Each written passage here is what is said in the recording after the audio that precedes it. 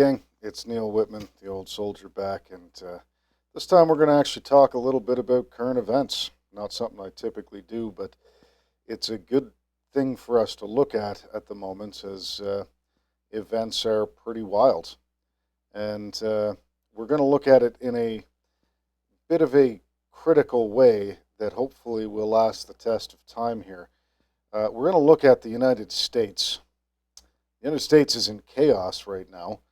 There have been recently, depending on who you listen to, protesters or domestic terrorists walking through the halls of Congress, upsetting the Electoral College vote. And what we saw last night is the precipice, and where it goes is very difficult to know. Perhaps in a few months, we'll have a much better idea of what's going to take place. Maybe this will have become a blip. Maybe this will be the start of major conflict, and it's really impossible to know. But what it does is it raises some questions for us about how we got here. What's going on that leads to the kind of conflict that will drive thousands of people to charge the steps of the Capitol building of their country and seek to disrupt the process of government and to take control of the way that things go in their state. I mean, in some ways, um, not that I want to make this direct connection as though, Trump is Hitler or something, but it reminds me of the beer hall push by Hitler when he was first looking at politics. He got rowdy with a bunch of drunks at a bar, and they charged the government buildings of Germany, and Germany obviously wasn't threatened by a bunch of drunken fools, and they arrested them and put Hitler in jail. Um, Obviously, that's where he wrote Mein Kampf and all that stuff that followed afterwards. So, well, it certainly wasn't a major event that rattled the world. It definitely, looking at history, is the kind of thing that has the potential to be the alarm bell of a major change in the course of government. And it happened because people have become diametrically opposed to one another. There is major conflict that just hasn't turned to violence yet. There is major conflict because people cannot agree on right and wrong. They have fundamentally opposite views of what needs to happen in their country. And this is indicative of where we are really across the world at this point. There is a conflict grinding away between a modernist way of looking at how government should work and a traditionalist way of looking at how government should work. There is a changing in the perspective of whether or not liberty is a good thing or a bad thing. And fundamentally, we're dealing with a conflict of ideas.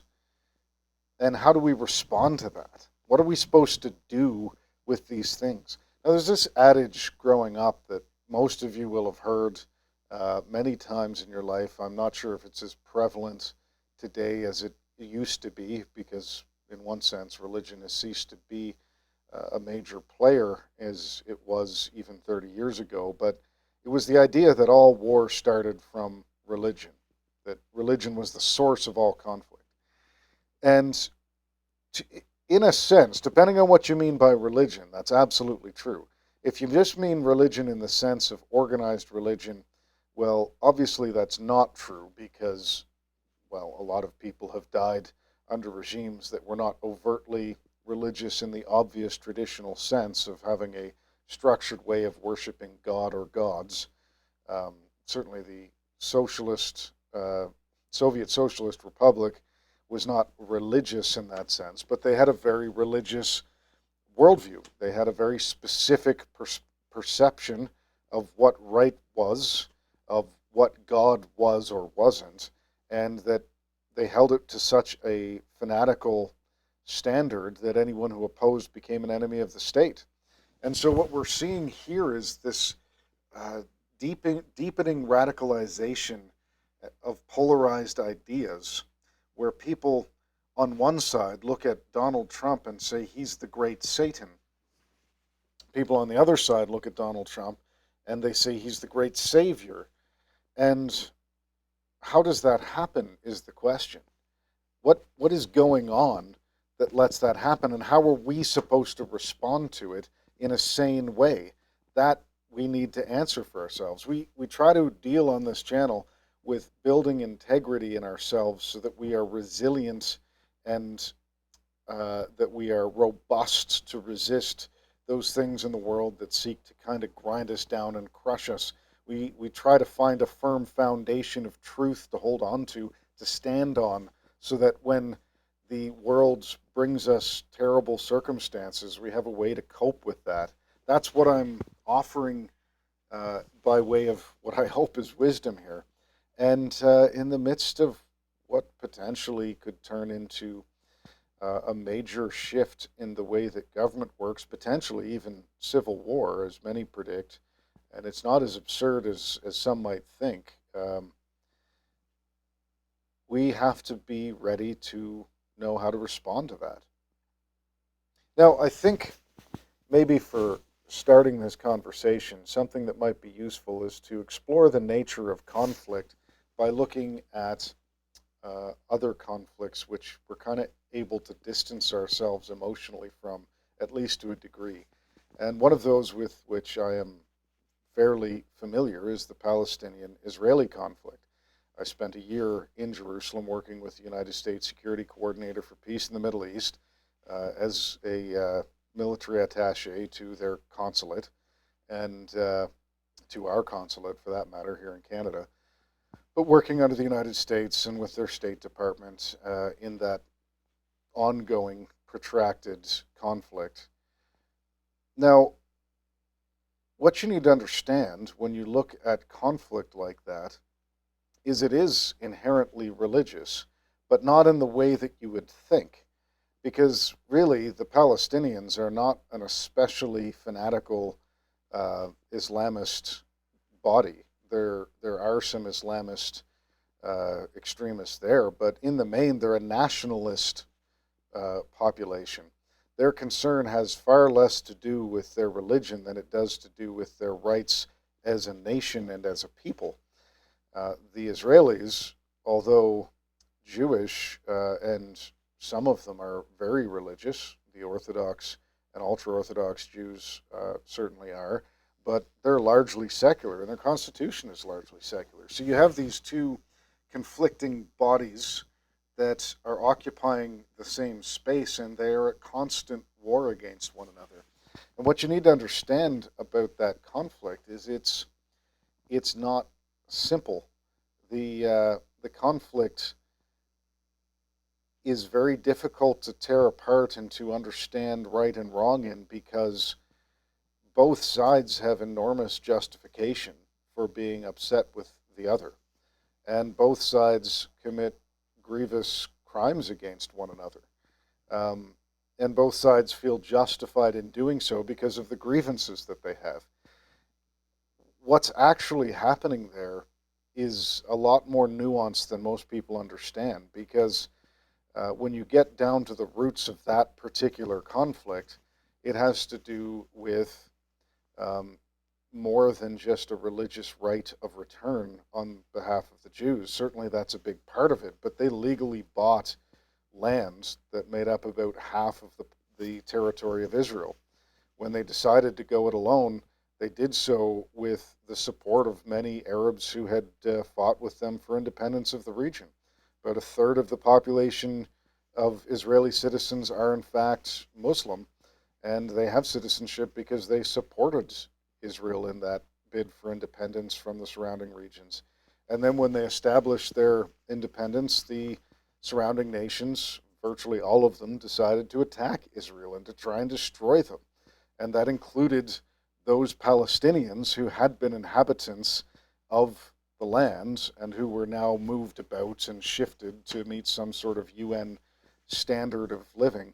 But the long and the short of it is that the Israelis bought land legitimately. They felt they had done everything according to the law. They felt they had a right to have a place to live. They were inspired to protect themselves after the genocide that took place in the European continent after the Second World War.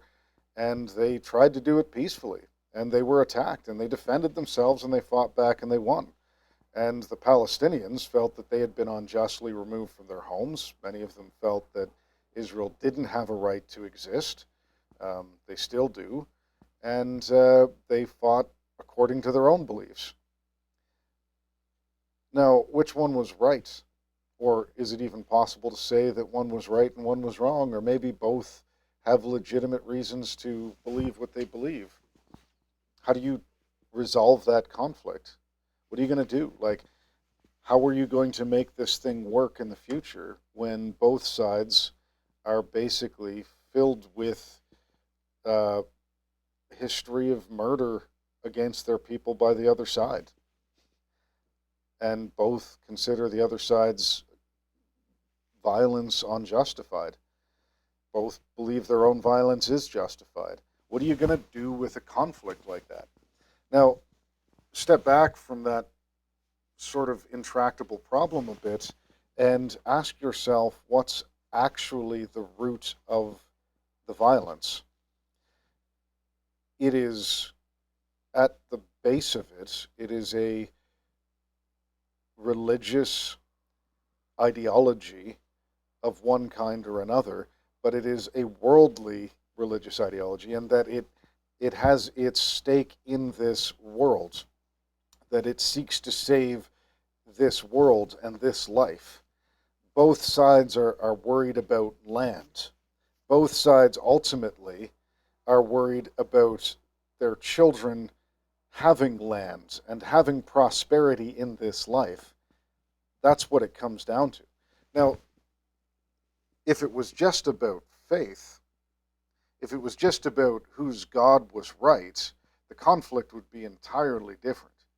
Um, Whenever you have that kind of a conflict, there's efforts to convert, there's efforts to change the perspective of the other, or there's, like legitimate genocide because you find the other side repugnant and appalling.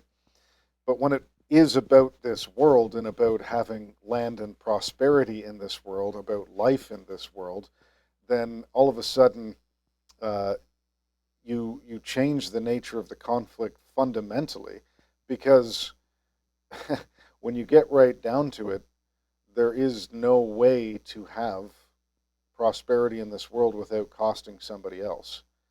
Um, we have a conflict.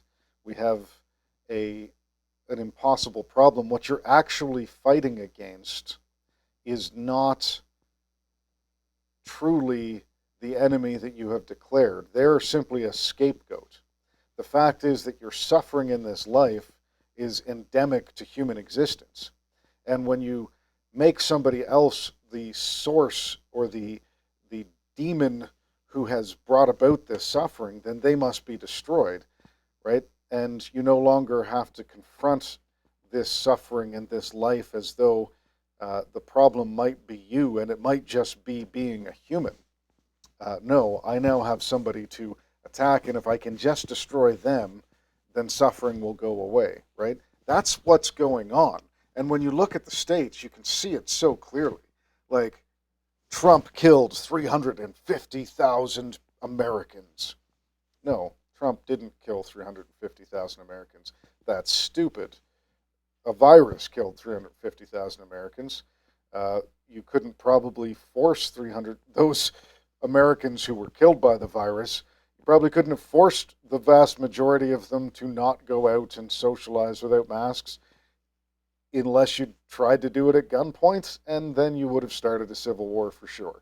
Like, is this Trump's fault, or is this the result of the fallenness of the world we live in that is filled with sickness and death? Everybody's going to die. And frankly, 350,000 Americans died. Yep, that's more than normally die. And maybe around the order of 300,000 more in a year. That's what it kind of looks like. So that's not insignificant. But on the other hand, that's about 1 in 1,000 Americans. It's not hugely over the normal death rate in the United States of America. And you're being kind of irrational when you're blaming it on a person and you think that their response was supposed to save you from this virus. It's not them, it's the world and it's people and it's sickness, like it's like when George Bush was attacked for Katrina. Well, George Bush didn't cause the hurricane. He didn't cause the negligence of the city of New Orleans over decades in the repairing of the dikes. He didn't cause the poor engineering that didn't account for a major hurricane. He may have not been as quick as possible to enact good FEMA legislation or something, but certainly the death toll wasn't his fault. But when you stake your ground in this life, inevitably you need to find a scapegoat because what you're actually shooting for is impossible. Peace in this life, prosperity in this life, um, some people get to have it for a while, and then the Ecclesiastes reality sets in, which is that even the rich die and they go naked into death, and they bring none of their wealth with them. You might suffer less in this world than someone else, but everybody got to suffer, man. That's the nature of our existence. And if your ideology is to eliminate suffering, to remove it from this existence, and that is the chief good, the chief end of your ideological framework, you are going to necessarily end up in irreconcilable conflict with those who stand against your methodology of doing it. And ultimately, what it comes down to, and I know I'm ranting here, but it is a rant, so giddy up. There is no system that works. It's like we argued tactics when I was in the army, and obviously there are good tactics and there are bad tactics. Bad tactics sometimes work fantastically well because circumstances happen to allow for that to happen. And it's that old adage that, the professional swordsman fears most the amateur who does things that he wouldn't have expected because no sane person would do them. And, so like even the best tactician will lose some battles. And even the best tactician, when he wins battles, is going to have people die. That's just a reality. And if people don't die, that's not because you were brilliant. That's because God was merciful, or if you deny God, then all you can accept is that random chance was majorly in your favor. Because it's messy, like the world is just messy.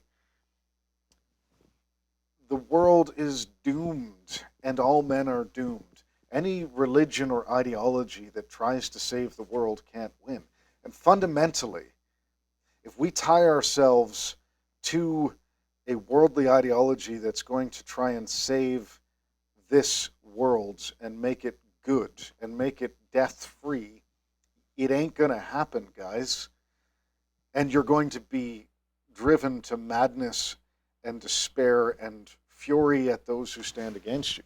And then you see the liberal uh, supporters of Hillary Clinton who are like shrieking in agony, screaming and crying and falling on the ground, flopping around like fish because Trump won the election.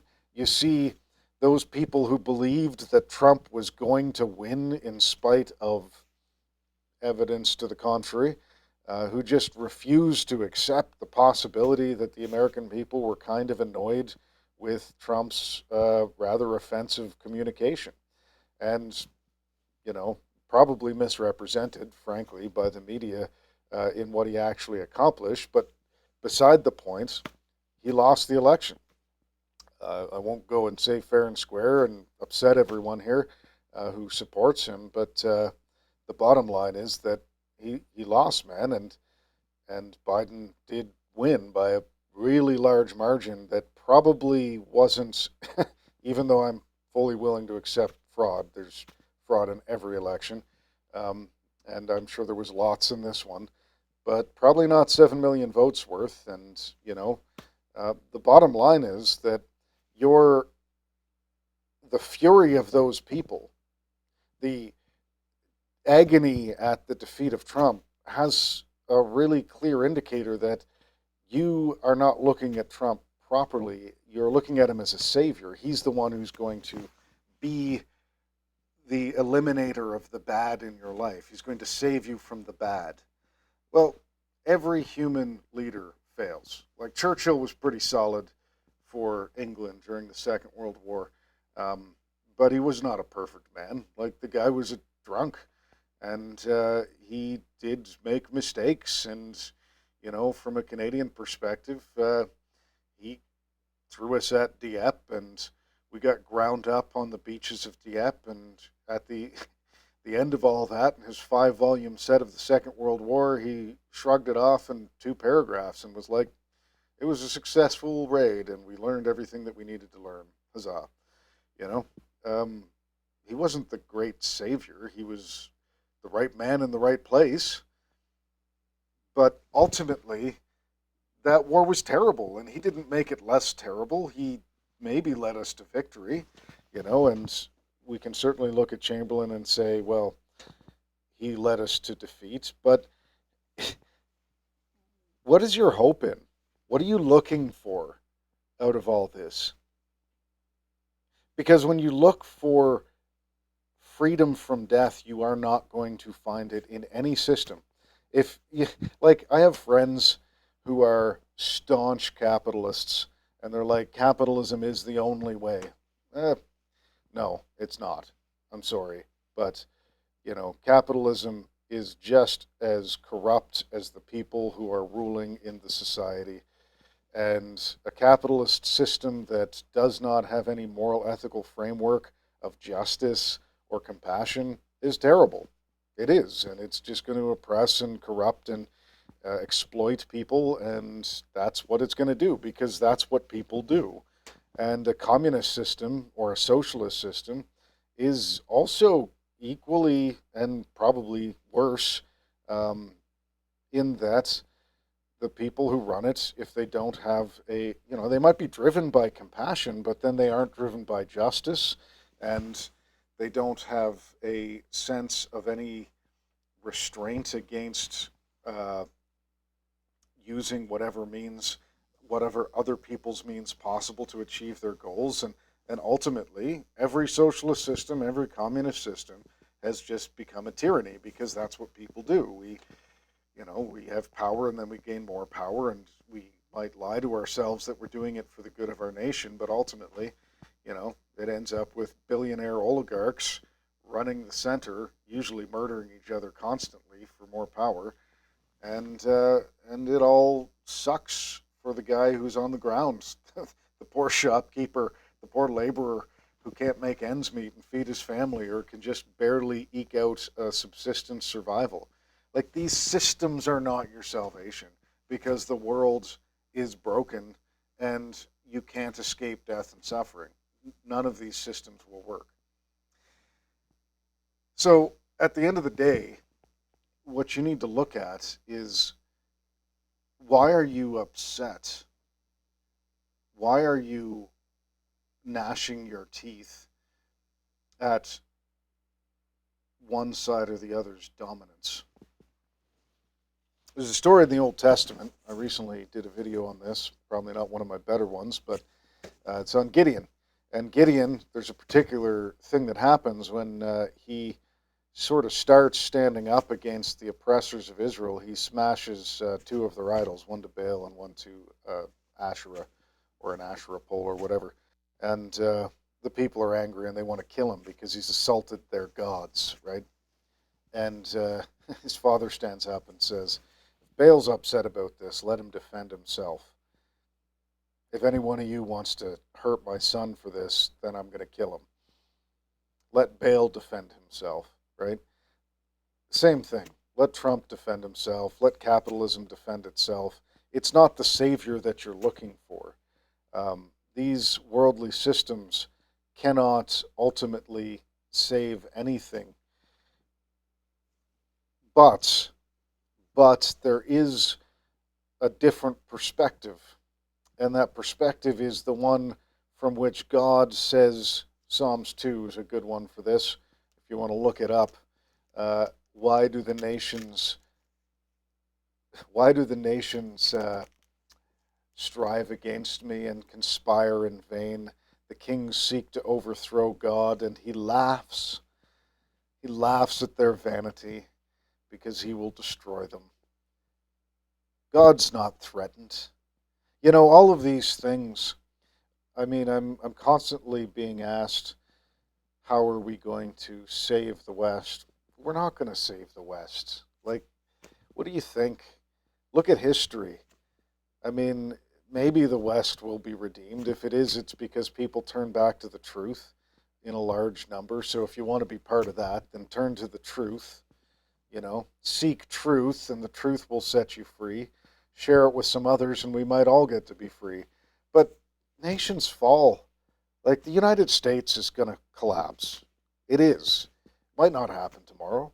Maybe it'll turn into an empire. Maybe it'll reign as a bloody empire over the world for another 500 years and dominate with violence all of her enemies, you know. Uh, but probably it's at least in the fading stages of its republic. Maybe not. I don't know. I'm not a prophet. But it is, if the world continues, it's going to fail. Like every other nation in the history of the world has failed, right? And become weak and lessens. And it'll still be there, and there'll still be people in the States, and it'll still have a national identity. It might have 10 national identities. Give it time, who knows? But it's not the salvation of the world, right? Like people tell me all the time that, oh, Christianity's dead, the West is falling, the end is coming. No, that's dumb. You don't get it. Like the West is going to fall, yeah, for sure. Like every other society in the history of the world has collapsed and fragmented and reformed. You know, Russia fell apart. Russia became communist. Russia reformed into this new oligarchic, quasi tyrannical presidency, which is actually weirdly deeply ideological, even if it's only for Machiavellian reasons. I always laugh that Russia's now the ones that we're attacking for not supporting homosexuality and abortion, and like when I was growing up, we were like, they're the bad guys because they don't have any moral codes, and we're the good guys because we have the moral code. Like, since I was a kid, I'm only like 39 years old. We have completely inverted positions, and now they're the bad guys because they stand up for the values we used to say were good, just like in my lifetime. That's wild. But this stuff happens, guys. Like, it's not about nations, it's not about countries. Our hope can't be in these things. If there's a civil war in the States, well, okay, then it's going to suck and there's going to be bloodshed and it's probably going to come across the Canadian border and maybe you won't hear from me anymore. I don't know, you know. And if there's not civil war in the States, maybe there'll be a reformation, maybe there'll be a restoration of sense, maybe it will just become a socialist tyranny, maybe it will become a different kind of tyranny. And I I can't fix that and you can't fix that, and it's pointless to worry about it. Cast your vote on election day, but think about this. I don't care that much. And the reason I don't care is because my hope is not in that. Because that's a pointless hope anyway. Even if we save the West, we're going to die and our children are going to die. And their prosperity is based on whether or not they live righteous, good, moral lives, not on whether or not the society they live in has a whole bunch of money. And their happiness is not based on money and prosperity. Their happiness is based on the worth of the life they live. Don't worry about this stuff. It's nonsense. It's just irrelevant to the real question, which is, who do you serve? Who is your king? Because if it's a worldly king, they're garbage. They're not going to save you. You're still going to suffer and die. But if it's God, the Creator, who laughs at those who try to overthrow him and thinks it's funny in a sarcastic way that anyone would think they can stand against him, then maybe you got something real. And maybe you don't need to worry about whether or not the world stands against him because he's not worried. You know, Christians who think that they need to have a particular political party in power to save Christianity don't even understand what it is. When you stop Christianity, it is a oil fire. It is an oil fire that spreads, and the person who stomps it gets lit on fire. This is a historical truth.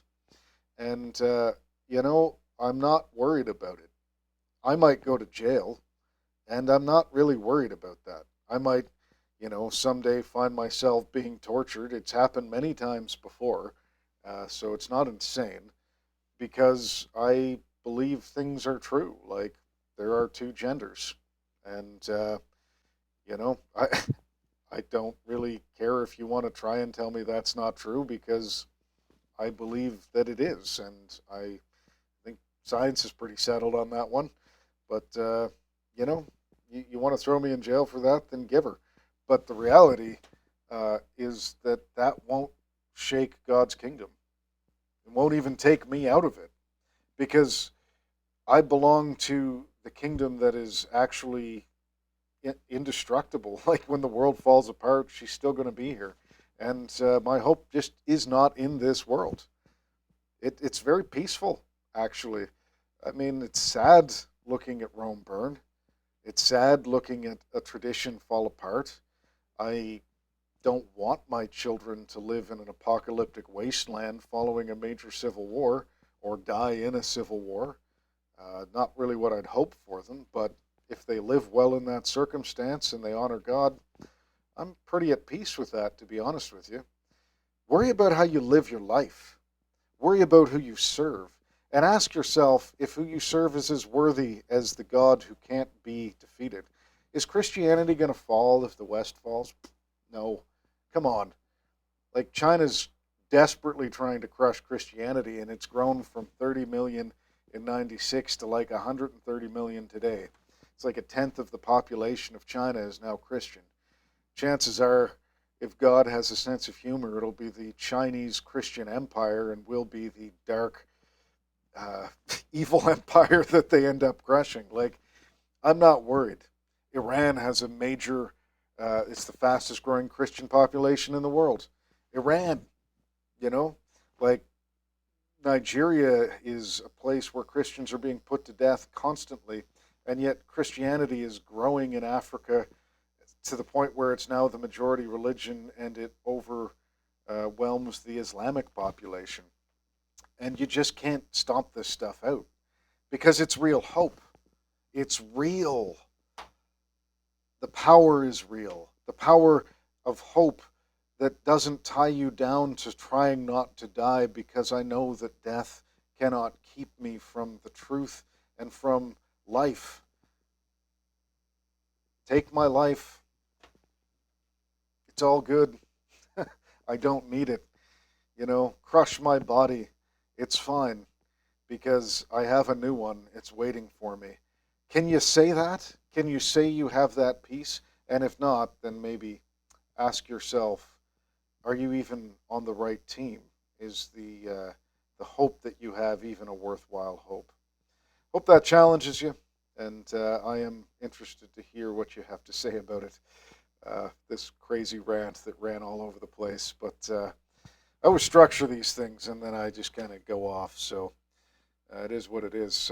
I hope to hear from you in the comments section, and if you've got challenges for me, then fire away, and maybe we'll have a good conversation about it. Peace and Godspeed, my friends.